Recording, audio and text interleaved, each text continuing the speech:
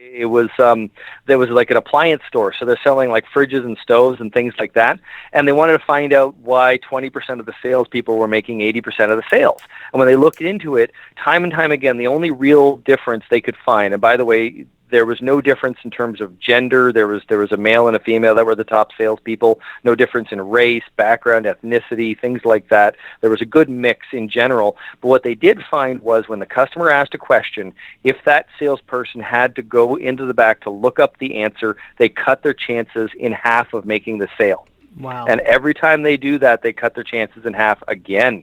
So that means the first time you do that, you have 50% chance of closing that sale. The second time, you have 25% chance of closing that sale. You do it a third time, you're down to like 12, 13% of actually closing that sale.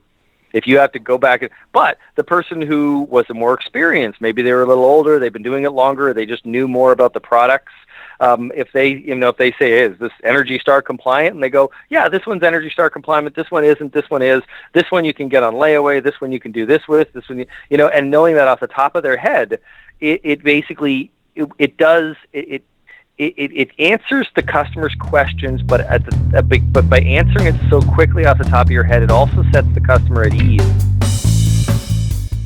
All those numbers right in your office, right there in real time. Yeah. So let's tell your listeners really how that works, because I don't want to be accused of holding anything back here. I developed a code called the alphanumeric spectrum, and essentially it's very simple. If you try to memorize numbers right now, your brain can only hold on to maybe 4 or 5 of them without starting to get them confused.